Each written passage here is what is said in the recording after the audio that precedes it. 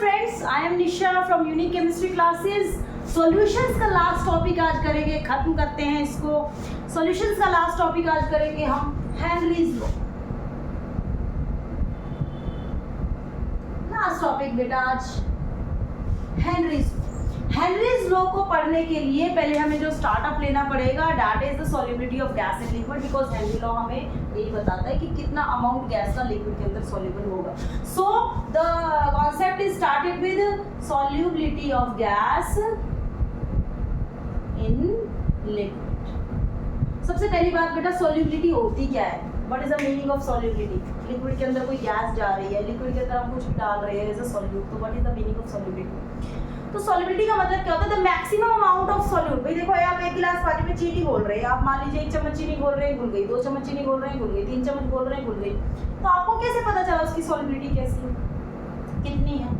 ठीक है, तो आप ये देखेंगे जब आपने 3 चम्मच चीनी घोली, वो घुल गई, लेकिन उसके बाद आपकी चीनी नहीं घुल रही है। 3 चम्मच चीनी में मान लीजिए आपके पास 30-40 ग्राम चीनी आई, जस्ट इमेजिन 30-40 ग्राम चीनी आई है, तो आपका 1 गिलास पानी जो है उसके अंदर 30 से 40 ग्राम चीनी आ सकती है, उससे ज़्यादा चीनी नहीं आ सकती, या 30 ग्राम चीनी आ सकती है, उससे ज़्यादा नहीं आ सकती। So what is the standardisation here कि आपका maximum amount of solute that can be soluble in a 1 litre आप बोल सकते हैं। आपको स्टैंडर्डाइज करना पड़ेगा, क्योंकि सॉल्वेंट की वैल्यू स्टैंडर्डाइज नहीं करेंगे तो सॉल्युबिलिटी की वैल्यू चेंज हो जाएगी। सो अमाउंट ऑफ सॉल्यूट या maximum amount of solute that is soluble in 1 litre of the liquid, 1 litre of the solvent at the given temperature and pressure. ठीक है, तो क्या बोलेंगे? What is the meaning of solubility? maximum amount of solute that can be dissolved in 1 liter of solvent at constant, बोल सकते हैं आप, constant temperature और pressure। कांस्टेंट टेम्परेचर और प्रेशर पे काम कर रहे हैं आप, और 1 लीटर सॉल्वेंट है, ज्यादा या कम नहीं करना है, और उसमें आपका मैक्सिमम अमाउंट ऑफ सॉल्यूट कितना जा सकता है, that will give you the solubility. ठीक है, गैस ले रहे हैं तो आप गैस का अमाउंट देख लीजिए। Now what are the factors which affect the solubility? What are the factors? सबसे पहला फैक्टर है यहाँ पे टेम्परेचर बेटा। ठीक है, कौन सा फैक्टर? पहला फैक्टर यहाँ पर टेम्परेचर ले लीजिए। तो टेम्परेचर की अगर हम बात करें तो हमारी यहाँ पे डिपेंड्स ऑन द ली चैप्टर के अकॉर्डिंग एक्सप्लेन करेंगे। डिपेंड्स कि अब आप किसी चीज़ को सॉल्युबल कर रहे हैं। बेसिकली हमारी जो कोई भी चीज़ जब हम बोलते हैं किसी भी चीज़ के अंदर सॉल्युबल होती है, तो वो बेसिकली एंडोथर्मिक होती है। इन केस जब आप सॉल्यूट और सॉल्वेंट को मिक्स कर रहे हैं और वो एंडोथर्मिक नेचर की रिएक्शन है सॉल्यूशन बनाने के लिए, तो एनर्जी यानी कि हीट देने पर, टेम्परेचर बढ़ाने पे आप क्या करें? हीट दे रहे तो अकॉर्डिंग टू ली चल रही है, रिएक्शन फॉरवर्ड जाएगी। ठीक है, तो इन केस ऑफ एंडोथर्मिक रिएक्शंस अगर आप टेम्परेचर को इंक्रीज कर रहे हैं तो आपकी सॉल्युबिलिटी भी क्या हो जाएगी बेटा? इंक्रीज हो जाएगी। बट इन केस अगर वो एक्सोथर्मिक है, एक्सोथर्मिक का मतलब सॉल्यूशन बनाने के बाद हीट एनर्जी रिलीज होती है, तो अगर आप इसको इन फैक्टर को बढ़ाएंगे तो रिएक्शन बैकवर्ड जाएगी। बट इन केस एक्सोथर्मिक अगर आप टेम्परेचर इंक्रीज करेंगे तो सॉल्युबिलिटी जो आएगी आपकी वो डिक्रीज हो जाएगी। बेसिकली हमारी रिएक्शन एंडोथर्मिक ही होती है, मैं बार बार कह रही हूँ आपको, बट कॉन्सेप्ट पता होना चाहिए कि अगर आप किसी भी चीज़ को सॉल्युबल कर रहे हैं, किसी भी चीज़ को घोल रहे हैं, तो वो एंडोथर्मिक है, तो टेम्परेचर इंक्रीज करने पर सॉल्युबिलिटी इंक्रीज हो जाएगी। अगर एक्सोथर्मिक है तो टेम्परेचर इंक्रीज करने पर सॉल्युबिलिटी जो है वो डिक्रीज हो जाएगी। दूसरा फैक्टर है आपका नेचर ऑफ सॉल्यूट और सॉल्वेंट। नेचर ऑफ सॉल्यूट और सॉल्वेंट। भाई बेटा सीधी सी बात है, देखो थंब रूल याद रखना, लाइक डिसॉल्व्स लाइक। ठीक है, अगर आप पोलर सॉल्यूट ले रहे हो तो वो पोलर सॉल्वेंट के अंदर डिसॉल्व होगा, अगर आप नॉन पोलर सॉल्यूट ले रहे हो तो वो नॉन पोलर सॉल्वेंट के अंदर डिसॉल्व होगा। तो ये बात नेचर पर डिपेंड करती है कि आपका पोलर डिसॉल्व होता है पोलर के अंदर, मतलब polar in polar and non polar in non. तो इस कॉन्सेप्ट को याद, ठीक है बेटा, आप कॉन्सेप्ट ये याद रखोगे आपको। ठीक है, थर्ड फैक्टर है बेटा आपका प्रेशर। ठीक है, प्रेशर पे कैसे इफेक्ट करती है सॉल्युबिलिटी गैस के लिए? तो देखो सॉलिड स्टेट में और लिक्विड स्टेट में नहीं पड़ते, क्योंकि सॉलिड स्टेट और लिक्विड स्टेट में प्रेशर का इतना कोई खास फर्क नहीं पड़ता है, कोई इतना बड़ा ऑलरेडी वो कंप्रेस फॉर्म में होते हैं तो इतना खास फर्क नहीं पड़ता। गैसेस के केस में अगर हम देखें तो आप कोई भी लिक्विड आपने लिया हुआ कंटेनर में, उसके ऊपर गैस जो है वो अगर आपने ले रखी है और आप उसको प्रेशर लगाएंगे, the gas will go into the liquid, मतलब वो डिसॉल्व होएगी लिक्विड के अंदर। तो मतलब क्या है, प्रेशर जो है अगर आप इंक्रीज करते हैं तो आपकी जो सॉल्युबिलिटी है वो भी इंक्रीज होती है। प्रेशर अगर आप इंक्रीज करते हैं तो सॉल्युबिलिटी भी आपकी इंक्रीज होती है। And this is your Henry's law, this concept is your Henrys. क्या कहते हैं हेनरी, मिस्टर हेनरी कहते हैं solubility of the gas in the liquid, ध्यान से सुनिएगा, solubility of the gas in liquid is directly proportional to the partial pressure of that gas present above the liquid। क्योंकि liquid के ऊपर जो gas पड़ी हुई है ना बेटा, वो गैस कितना प्रेशर लगा रही है वही गैस को अंदर जा पाएगी। Is it clear? तो क्या बोले mister Henry, solubility of gas, solubility of gas in liquid is directly proportional to the pressure of the gas above the liquid, above the liquid surface। ठीक है, कि गैस कितनी ज्यादा सॉल्युबल है liquid के अंदर, that is directly proportional to the pressure of the gas present above the liquid surface. Liquid surface के ऊपर जो गैस है उसका कितना प्रेशर, तो हम क्या कह सकते हैं बेटा यहाँ पे, जो गैस की सॉल्युबिलिटी है, solubility of gas in liquid, क्या बोला हमने, directly proportional to the pressure of the gas above liquid, यही बोला ना हमने बेटा, यही बोला है कि गैस के अंदर लिक्विड की सॉल्युबिलिटी कितनी है, वही वो किसके डायरेक्टली प्रोपोर्शनल है, pressure of the gas present above the liquid, यही बोला ना। अब देखो हमने एक और चीज कही थी, सॉल्युबिलिटी का क्या मतलब है, amount of solute that is present in the liquid, the maximum amount of the solute. तो हम क्या कह सकते हैं बेटा यहाँ पे, एक डेफिनेशन के अकॉर्डिंग हम क्या कह सकते हैं, जो सॉल्युबिलिटी है किसी भी सब्सटेंस की, हमने यहाँ पे गैस की है तो solubility of the gas that is directly proportional to the mole fraction of the gas in liquid, बोल सकते हैं ना, क्योंकि सॉल्युबिलिटी का मतलब क्या होता है, मैक्सिमम अमाउंट किसी में देख रहे हैं मोल फ्रैक्शन में, तो maximum amount of the solute present in the liquid that is your solubility again. और हमें ये भी पता है कि सॉल्युबिलिटी किसी भी गैस के लिक्विड के अंदर किसके बराबर होगी, ऊपर से गैस जो है, जो सरफेस के ऊपर जो गैस है वो कितना प्रेशर लगा रही है। So by using these two equations we can say what we can say here is partial pressure, क्योंकि देखो गैसेस जो होती है हवा के अंदर सारी तरह की प्रेजेंट होती है, हम एक गैस का किसी का ले रहे हैं तो वहाँ पे पार्शियल प्रेशर बोलेंगे यहाँ पे, ठीक है।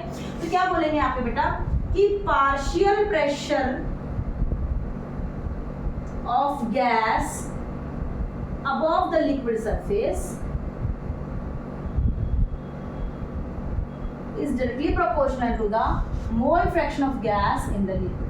By using these two equations, we can say कि किसी भी गैस का जो पार्शियल प्रेशर होगा सरफेस पे, भाई एक हवा है हमारे लिक्विड के सरफेस के ऊपर, उसमें ऑक्सीजन भी है, नाइट्रोजन भी है, हीलियम भी है, हर तरीके की गैस है, ऑक्सीजन भी है। तो एक ऑक्सीजन का अगर मुझे घुलनशीलता देखनी है, सॉल्युबिलिटी देखनी है, तो मैं क्या कहूँगी, सिर्फ ऑक्सीजन का कितना प्रेशर है लिक्विड के ऊपर, जितना ऑक्सीजन का प्रेशर होगा उतना ही मोल फ्रैक्शन उसका लिक्विड के अंदर होगा। तो by using these two equations we can say partial pressure of the gas above the liquid surface is directly proportional to the mole fraction of gas present in the liquid. तो क्या बन गया यहाँ पे, फॉर्मूला क्या बन गया बेटा, partial pressure of the gas above the liquid surface is directly proportional to the mole fraction of the gas present in the liquid। ध्यान रखना बेटा, इसको ध्यान रखना, ये this is above the liquid surface, this is in the liquid। अगर ये proportionality sign हटाती हूँ तो मेरा partial pressure of the gas is directly proportional to the KH and the mole fraction of the gas in the liquid। What is this KH? This is your Henry's constant, because Sir Henry ने हमें ये concept दिया था, so this constant is your Henry's constant। यहाँ पे KH को क्या बोलते हैं, हेनरी कांस्टेंट बोलते हैं। तो आसान सा कॉन्सेप्ट है भाई, किसी भी गैस की कितनी सॉल्युबिलिटी होगी लिक्विड के अंदर, that depends on the pressure of the gas present above the liquid.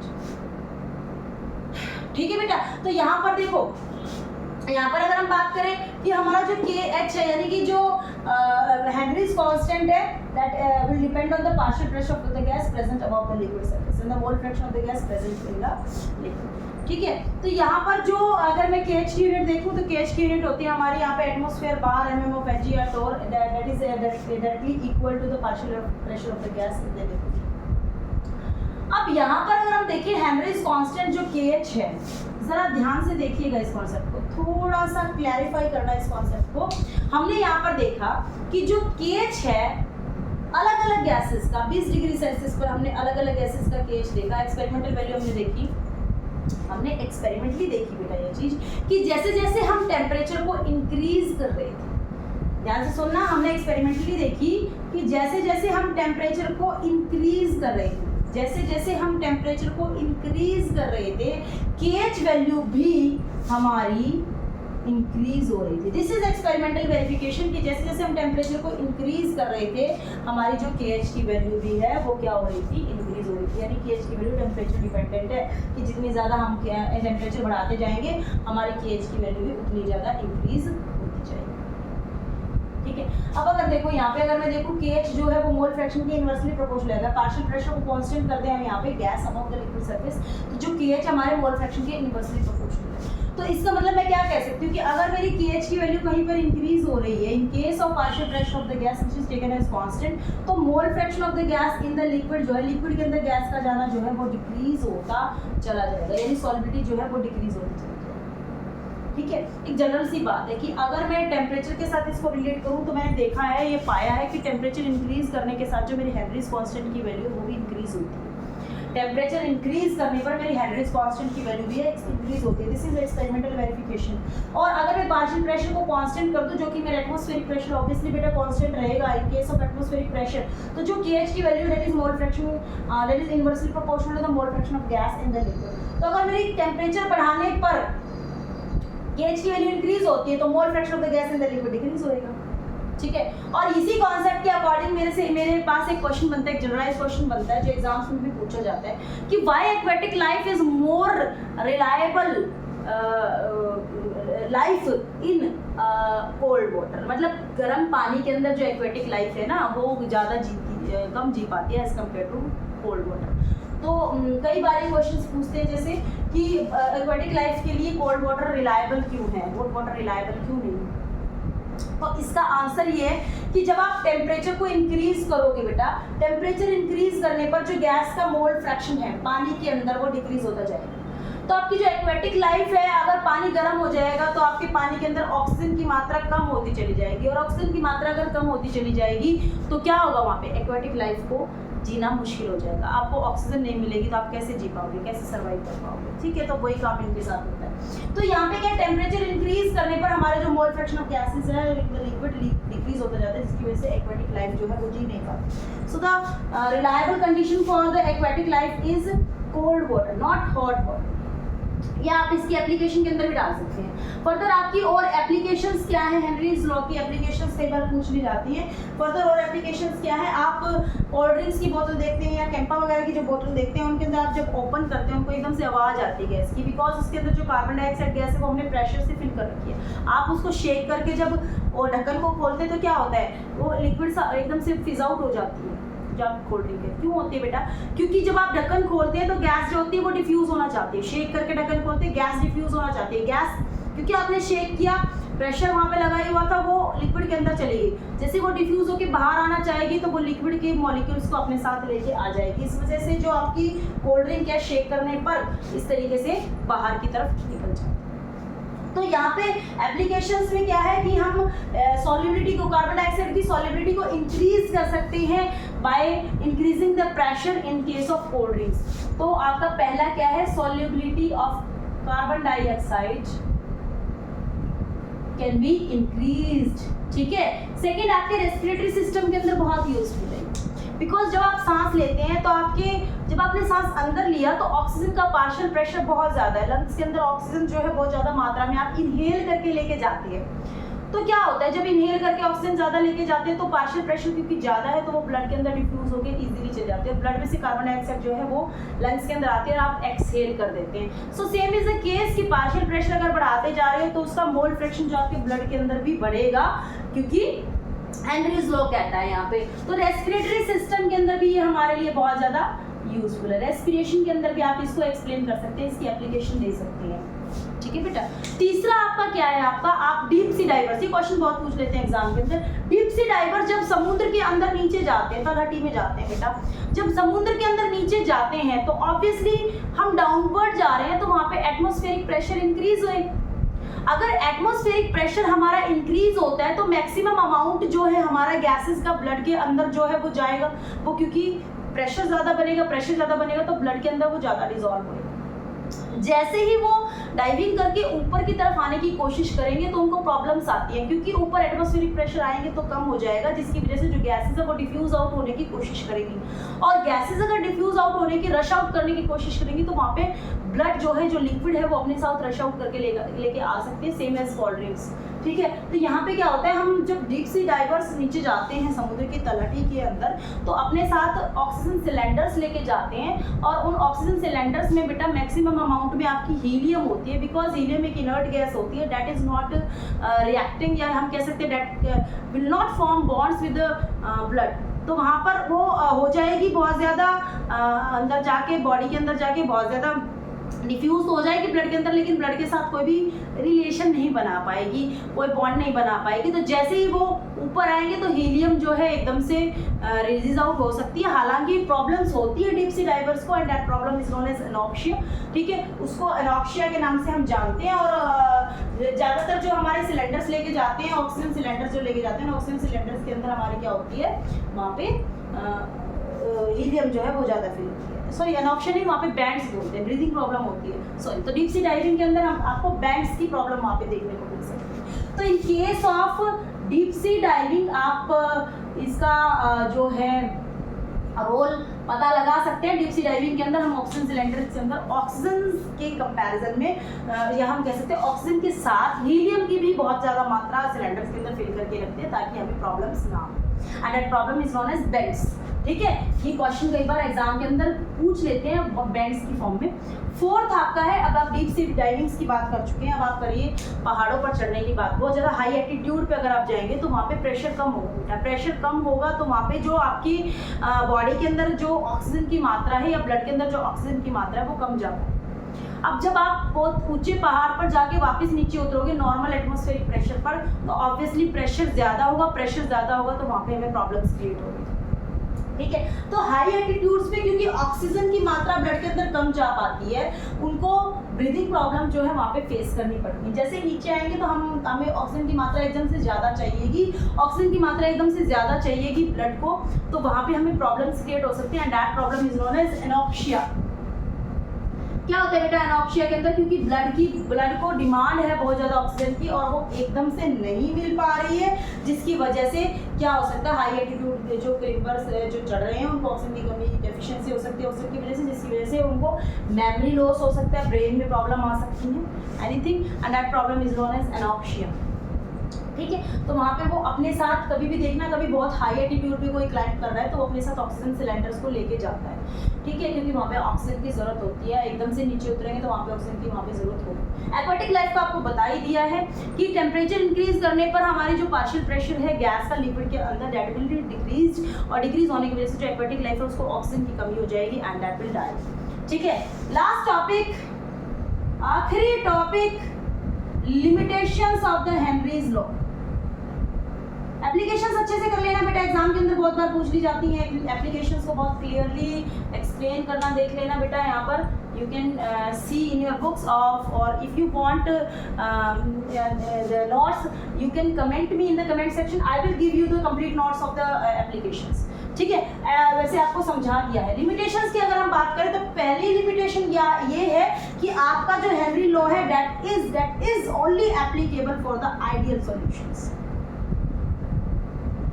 या हम कह सकते हैं आइडियल कंडीशंस पर ही ये जो लॉ है वो फॉलो होता है। तो पहली लिमिटेशंस ये ideal solutions means ideal conditions कर लीजिए कि आइडियल कंडीशंस पर ही फॉलो होता है। कौन सी होती है बेटा आइडियल कंडीशन? कैसे पता चलेगा आपको हेनरी लॉ फॉलो होगा? आइडियल कंडीशन होती है बेटा लो प्रेशर और हाई टेम्परेचर, यानी कि हेनरी लॉ जो है वो लो प्रेशर और हाई टेम्परेचर पर ही फॉलो होता है, उसके अलावा फॉलो नहीं होता है। दूसरी लिमिटेशन क्या है कि जो भी गैस आप फिल या जो भी गैस आप डिसॉल्व करना चाहते हैं लिक्विड के अंदर, the condition is that should not dissociate और associate by dissolving in the solvent, यानी सॉल्वेंट के अंदर जाने के बाद जो गैसेस हैं शुड नॉट डिसोसिएट और एसोसिएट। जो गैसेस हैं उनके अंदर कोई डिसोसिएशन या एसोसिएशन का केस हमें नहीं दिखना चाहिए लिक्विड के अंदर जाने के बाद, ठीक है। और तीसरी और सबसे लास्ट और सबसे इंपॉर्टेंट अगेन लिमिटेशन कि जो गैसेस हैं वो सॉल्वेंट के अंदर जाने के बाद कोई केमिकल रिएक्शन नहीं करना चाहिए, ठीक है। जैसे एग्जांपल ले लें, अमोनिया है, अगर मैं उसको पानी में डिसॉल्व करने की कोशिश करती हूँ, that will give you ammonium hydroxide, a base which break down the ions. तो हेनरी लॉ वहाँ पर फॉलो नहीं होगा, ठीक है। तो यहाँ पर क्या है, तीन कंडीशंस है। एक तो आइडियल कंडीशन होनी चाहिए, दूसरी हमारी गैस जो है जो लिक्विड के अंदर हम डिसॉल्व कर रहे हैं उसमें ना कोई डिसोसिएशन होनी चाहिए ना कोई एसोसिएशन होनी चाहिए, और तीसरा ये कि जो गैस हम सॉल्वेंट के अंदर डिसॉल्व कर रहे हैं that will not show any chemical reaction with the solvent. This is all about Henry's law कि हमारा जितना भी गैस का जो सॉल्युबिलिटी हमारी होगी या गैस का जितना भी पार्शियल प्रेशर होगा that is directly proportional to the mole fraction of the gas in the liquid। याद रखना, partial pressure of the gas above the liquid is directly proportional to the mole fraction of the gas present in the liquid। that is your Henry's law। Applications और limitations को बहुत ध्यान से कर लेना बेटा, क्योंकि इसमें से क्वेश्चंस आने के चांसेस बहुत ज़्यादा रहते हैं। If this is all about Henry's law, if you clarify your concept you can clarify from here. आपको ये सब कुछ समझ में आता है, कमेंट सेक्शन में कमेंट कीजिए। आपको कोई प्रॉब्लम है, if you want the complete approach of this applications I will give me the comments. आपको कमेंट सेक्शन में आप बताइए मुझे, आपको चाहिए तो, ठीक है। और लाइक कर दीजिए, शेयर कर दीजिए, कमेंट कीजिए, जो भी आपको समझ में आ रहा है, जो भी आपको समझ में नहीं आ रहा है, you can tell me, I will try my best. Thank you.